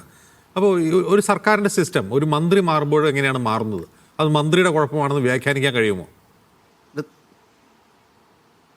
ഇതിൽ നമുക്ക് വളരെ വ്യക്തമായിട്ട് ചില കാര്യങ്ങൾ പറയാൻ പറ്റും. കാരണം ഒന്നാം പിണറായി സർക്കാരിൻ്റെ കാലത്തിലാണ് നമ്മുടെ എല്ലാ കാലത്തെയും ഏറ്റവും വലിയ ആരോഗ്യ പ്രതിസന്ധികളായിട്ടുള്ള നിപ്പ, അതുപോലെ തന്നെ കൊറോണ, ഇങ്ങനെ ഒരുപാട് വെല്ലുവിളികൾ വന്നു. പക്ഷെ അന്ന് പ്രകടമായൊരു വ്യത്യാസമുണ്ടായിരുന്നു. നമുക്ക് ഒരുപാട് കാര്യങ്ങളിൽ ശൈലജ ടീച്ചറുടെ സമീപനങ്ങളോട് എതിർപ്പ് പറയാമെങ്കിൽ പോലും അവർക്കൊരു ജനാധിപത്യ ബോധമുണ്ടായിരുന്നു.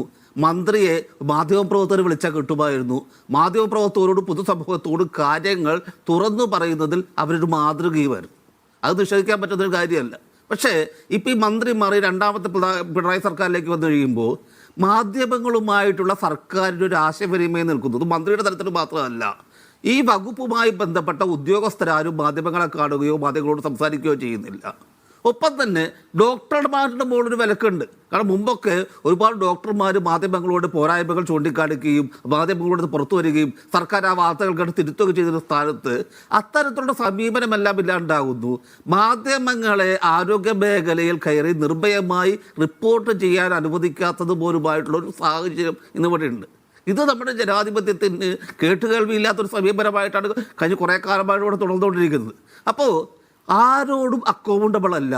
ഞങ്ങൾ പറയുന്ന ഖ്യാതികൾ, ഞങ്ങൾ പറയുന്ന നേട്ടങ്ങൾ നിങ്ങൾ എഴുതി പ്രസിദ്ധീകരിച്ചാൽ മതി, അല്ലാതെ ഒരു റിയാലിറ്റി ചെക്കും മാധ്യമങ്ങൾ നടത്തേണ്ടതില്ല എന്നുള്ള ലെവലിലേക്ക് കാര്യങ്ങൾ കൊണ്ടുപോയി എന്നുള്ളത് ഇവിടുത്തെ വലിയൊരു പ്രശ്നമാണ്. ഇപ്പോൾ നമ്മൾ നേരത്തെ അജിബ് പറഞ്ഞതുപോലെ തെറ്റുകൾ പറ്റാം. ഏത് സർക്കാർ വന്നാലും, അത് കോൺഗ്രസ് സർക്കാരോ LDF സർക്കാരോ ഏത് സർക്കാരുകൾ വന്നാലും വീഴ്ചകൾ ഉണ്ടാവാം, പ്രശ്നങ്ങൾ ഉണ്ടാവും. പക്ഷേ ഒരു ജനാധിപത്യത്തിൽ ആ വീഴ്ചകളെ തിരുത്തി മുന്നോട്ട് പോകണമെങ്കിൽ അവിടെ വിദഗ്ധരുടെ അഭിപ്രായങ്ങൾ സ്വീകരിക്കണം, മാധ്യമങ്ങളുടെ വിമർശനങ്ങളെ ഉൾക്കൊള്ളണം, പൊതുസമൂഹത്തിൻ്റെയും പ്രതിപക്ഷത്തിൻ്റെയും അഭിപ്രായങ്ങൾ ആവലാതികൾ കേൾക്കണം.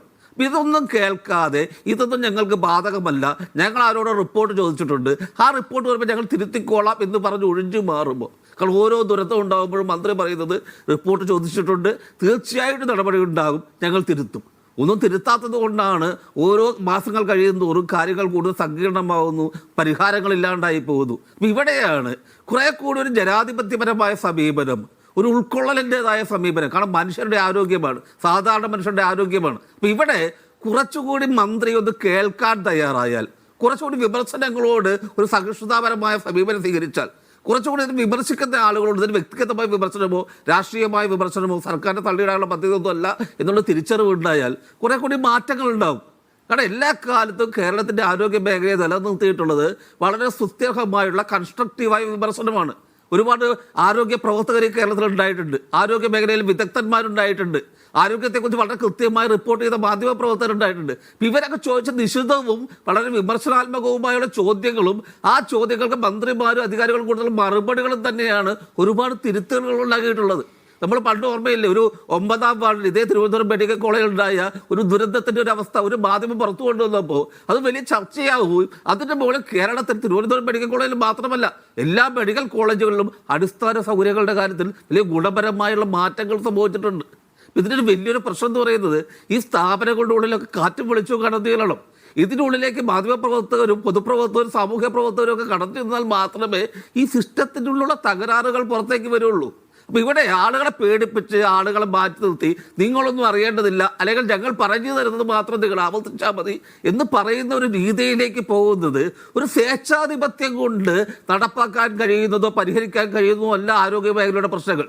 അവിടെ ഉൾക്കൊള്ളലിൻ്റെയും വികേന്ദ്രീകരണത്തിൻ്റെയും കേൾവിയുടെയും തിരുത്തലിൻ്റെതുമായ ഒരു ജനാധിപത്യ സമീപനം മാത്രമേ പറ്റുള്ളൂ. കാരണം മനുഷ്യരുടെ ജീവൻ വെച്ചുകൊണ്ടുള്ള കളിയാണ്. ആളുകൾ ചികിത്സ തേടി ജില്ലകൾ താണ്ടിപ്പോകുന്നു, ദൂരങ്ങൾ താണ്ടിപ്പോകുന്നു, വിദൂര പ്രദേശങ്ങളിൽ നിന്ന് വരുന്നു. നമ്മൾ നോക്കും, ഒരു കാര്യം കൂടി പറഞ്ഞു നിർത്താം.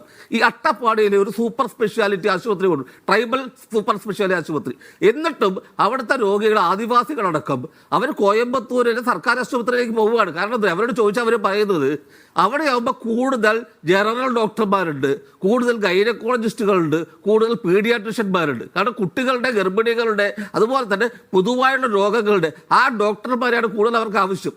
പക്ഷേ ഈ അട്ടപ്പാടിയിലെ ആശുപത്രി നമ്മൾ പലപ്പോഴും നോക്കുമ്പോൾ കണ്ടിട്ടുള്ളത് ചില സ്പെഷ്യലിസ്റ്റുകളൊക്കെയാണ്. അപ്പോൾ പട്ടിണി കൊണ്ട് ആളുകൾ ഭരിക്കുന്ന ഒരു നാട്ടിൽ ഡയറ്റീഷ്യനൊക്കെ ഗംഭീരമായിട്ട് നിയമിക്കപ്പെട്ടിട്ടുണ്ട്. പക്ഷേ ഏറ്റവും അടിസ്ഥാനപരമായി വേണ്ട ഒരു കുട്ടികളുടെ ഡോക്ടർമാരില്ല.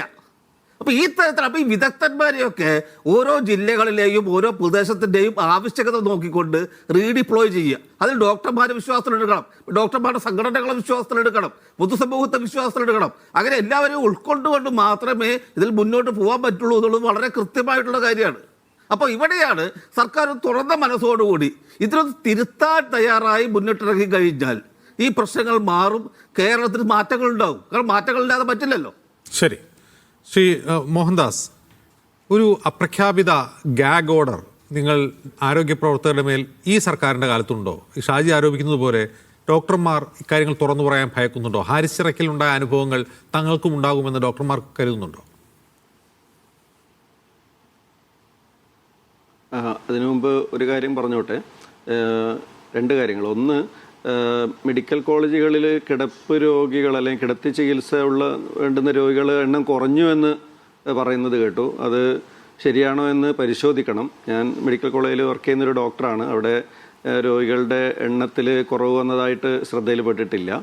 അപ്പോൾ ഒരുപക്ഷെ മറ്റ് പെരിഫറൽ ആശുപത്രികളിൽ ഉള്ള പ്രവേശിക്കപ്പെടുന്ന ആൾക്കാരുടെ എണ്ണത്തിലായിരിക്കും ഒരുപക്ഷെ കുറവ് വന്നിട്ടുണ്ടാവുക. അതൊരു കാര്യം. പിന്നെ കേരളത്തിലെ പൊതുജനാരോഗ്യ മേഖല മുഴുവനായും തകർന്നു എന്നുള്ള രീതിയിലാണ് മറ്റു രണ്ടുപേരും ഇതുവരെ സംസാരിച്ചത്. ആ പറയുന്നതും ശരിയല്ല. എത്രയോ ആൾക്കാർ വളരെ ഗുരുതരമായ രോഗങ്ങളുമായിട്ട് വന്ന് വളരെ നല്ല രീതിയിൽ രോഗം മാറി തിരിച്ചു പോകുന്ന ഒരവസ്ഥ തന്നെയാണ് ഇപ്പോഴും ഉള്ളത്. വളരെ അപൂർവമായിട്ട് സംഭവിക്കുന്ന ചില സംഭവങ്ങളെ മാത്രം എടുത്ത് കാണിച്ച് മൊത്തത്തിൽ തകർന്നു എന്ന് പറയുന്നത് ഒരിക്കലും ശരിയല്ല. അതേപോലെ മെഡിക്കൽ കോളേജിലെ ആയാലും മറ്റ് ആശുപത്രിയിലെ ഡോക്ടർമാരും മറ്റ് ജീവനക്കാരൊക്കെ അവരുടെ വർക്കിംഗ് ടൈം എത്രയാണെന്ന് പോലും അറിയാതെ രാവും പകലും വർക്ക് ചെയ്തിട്ടാണ് ഈ ഒരു നേട്ടം ഇത്രയെങ്കിലും മുന്നോട്ട് കൊണ്ടുപോകുന്നുള്ള കാര്യവും മനസ്സിലാക്കണം. അതോടൊപ്പം തന്നെ ഈ അപ്രഖ്യാപിതമായ അങ്ങനെ ഇല്ല. എല്ലാ കാലത്തും സർക്കാർ ഉദ്യോഗസ്ഥർക്ക് മാധ്യമങ്ങളോട് സംസാരിക്കുന്നതിനുള്ള ചില പെരുമാറ്റച്ചട്ടങ്ങൾ നിലവിലുണ്ട്. അത് മാത്രം തന്നെ ഇപ്പോഴും ഉള്ളൂ. ഇപ്പോൾ ഒരു അസോസിയേഷൻ്റെ ഭാഗമായിട്ട് നിന്നിട്ട് ഇവിടുത്തെ പ്രശ്നങ്ങൾ പറയുന്നതിന് ഞങ്ങൾക്ക് വിലക്കൊന്നുമില്ല. ഇപ്പോൾ ഞാനിപ്പോൾ KGMCTയുടെ ഒരു വക്താവ് എന്നുള്ള നിലയിലാണ് ഇവിടെ ഇരിക്കുന്നത്. അങ്ങനെ പറയുന്നതിന് വിലക്കൊന്നുമില്ല. അതേസമയം ആർക്കും എപ്പോഴും എന്തെങ്കിലുമൊക്കെ മാധ്യമങ്ങളോട് പറയാനുള്ള ഒരു അനുവാദം ഗവൺമെൻറ് ഉദ്യോഗസ്ഥർക്ക് ആർക്കും തന്നെ ഇല്ല എന്നാണ് ഞാൻ മനസ്സിലാക്കുന്നത്. അതല്ലാതെ ഒരു വിലക്കുള്ളതായിട്ട് ശ്രദ്ധയിൽപ്പെട്ടിട്ടില്ല. ഡോക്ടർ മോഹൻദാസ്, അപ്പോൾ അങ്ങ് പറഞ്ഞത് ഇപ്പോൾ ഈ പ്രതിപക്ഷം വിമർശിക്കുന്നത് പോലെ ആ അർത്ഥത്തിൽ പൂർണ്ണമായി നമ്മുടെ ആരോഗ്യ മേഖല തകർന്നിട്ടില്ല. അങ്ങനെ തകർന്നു എന്ന് മലയാളികളും വിശ്വസിക്കുന്നുണ്ടാവില്ല. കാരണം മലയാളികൾ ഇപ്പോൾ വിദേശ രാജ്യങ്ങളിൽ പോകുന്നവരാണല്ലോ. നേരത്തെ ഷാജി പറഞ്ഞതുപോലെ അമേരിക്കയിലെ ആരോഗ്യ സംവിധാനം എന്താണെന്ന് അവിടെ പോയിട്ടുള്ള മലയാളികൾക്ക് അറിയാം. അത് കേരളത്തെക്കാൾ മികച്ചതാണെന്ന് അമേരിക്കക്കാർ പോലും പറയില്ല. അപ്പോൾ നമുക്ക് നേട്ടങ്ങൾ ഉണ്ടായിട്ടുണ്ട്. പക്ഷെ നേട്ടങ്ങളുടെ ശോഭ കെടുത്തുന്ന ചില പ്രശ്നങ്ങളുണ്ട്. ആ പ്രശ്നങ്ങൾ ഗുരുതരമാണ്. ഇതൊക്കെയല്ലേ ഡോക്ടർ ഹാരിസ് ചിറക്കലും പറയുന്നത്? തീർച്ചയായും അത് പരിഹരിച്ചുകൊണ്ട് തന്നെ നമുക്ക് മുന്നോട്ട് പോകണം. അതുകൊണ്ടും കൂടിയാണ് KGMCTI ഈ ഒരു പൊതുജനാരോഗ്യ മേഖല വളരെയേറെ പ്രധാനപ്പെട്ടതാണ്. ഇന്ന് ധാരാളം ആൾക്കാർ ആശ്രയിക്കുന്നൊരു മേഖലയാണ്. ഇത് തകർന്നു പോയാൽ മാത്രമേ ഇത് ഇത്രമാത്രം പ്രാധാന്യമുള്ളതായിരുന്നു എന്ന് പോലും ചിലപ്പോൾ ആൾക്കാർക്ക് മനസ്സിലാവുള്ളൂ. അപ്പോൾ അതുകൊണ്ട് തന്നെ ഇത് തകർന്നു പോകാതിരിക്കാനുള്ള നിർദ്ദേശങ്ങളാണ് ഞങ്ങൾ പലതും വെച്ചിരിക്കുന്നത്. അതായത് ആവശ്യത്തിന് സ്റ്റാഫില്ലാതെ മെഡിക്കൽ കോളേജ് തുടങ്ങുന്നത് തെറ്റാണ്. അപ്പോൾ അത് പരിഹരിക്കണം. അതുപോലെ എൻട്രി കേഡറിൽ ഇപ്പോൾ പുതിയ ഡോക്ടർമാർ മെഡിക്കൽ കോളേജ് സർവീസിൽ ജോയിൻ ചെയ്യാൻ മടിക്കുന്നു. വളരെ ബ്രൈറ്റായിട്ടുള്ള ആൾക്കാർ PSC ടെസ്റ്റ് എഴുതി മുൻപിലുള്ള റാങ്കിലൊക്കെ വന്ന ആൾക്കാർ ആരും തന്നെ ജോയിൻ ചെയ്യുന്നില്ല. എന്തുകൊണ്ടാണ്? എൻട്രി കേഡറിലുള്ള പേ കുറവാണ്. അപ്പോൾ പലരും ജോയിൻ ചെയ്യുന്നില്ല. എത്രയോ പോസ്റ്റുകൾ വേക്കൻ്റായി കിടക്കുന്നു. PSC ലിസ്റ്റ് ഉണ്ടായിട്ട് പോലും എത്രയോ പോസ്റ്റുകൾ വേക്കൻ്റായി കിടക്കുന്നു. അപ്പോൾ അതിനൊരു മാറ്റം വരണം. ഞങ്ങൾ എത്രയോ വർഷങ്ങളായിട്ട് സാലറി റിവിഷൻ ഓർഡർ വന്ന് 2020 വന്നത് തൊട്ട് ഞങ്ങൾ ആവശ്യപ്പെടുകയാണ്. ഇനിയും അത് പരിഹരിച്ചിട്ടില്ല. അപ്പോൾ അതുപോലെയുള്ള പ്രശ്നങ്ങൾ, അത് ഞങ്ങളുടെ DA അരിയർ, സാലറി പേ റിവിഷൻ അരിയർ മറ്റെല്ലാ ഗവൺമെൻറ് ജീവനക്കാർക്കും കൊടുത്തപ്പോഴും മെഡിക്കൽ കോളേജ് ഡോക്ടർമാരെ മാത്രം അതിൽ നിന്ന് ഒഴിവാക്കിയിരിക്കുകയാണ്. അപ്പോൾ ഇങ്ങനെയുള്ള ഒരു അവഗണനയും കാര്യങ്ങളൊക്കെ പറയുമ്പോൾ അതിന് ഞങ്ങളെ ചർച്ചയ്ക്ക് വിളിക്കുന്നത് പോലും ഇന്നുവരെ ചർച്ചയ്ക്ക് പോലും വിളിച്ചിട്ടില്ല. നാളെ ചർച്ച ഉണ്ടെന്ന് പറയുന്നത് കേട്ടു, ശരിയാണോ എന്നറിയില്ല. അപ്പോൾ ഇങ്ങനെയുള്ള കാര്യങ്ങളിലാണ് ഞങ്ങൾക്ക് ശക്തമായ പ്രതിഷേധമുള്ളത്. അപ്പോൾ ഈ പൊതുജനാരോഗ്യ മേഖല അല്ലെങ്കിൽ മെഡിക്കൽ എഡ്യൂക്കേഷൻ ഒക്കെ നല്ല രീതിയിൽ നടന്നു പോകാനുള്ള നിർദ്ദേശങ്ങളാണ് ഞങ്ങൾ പറയുന്നത്.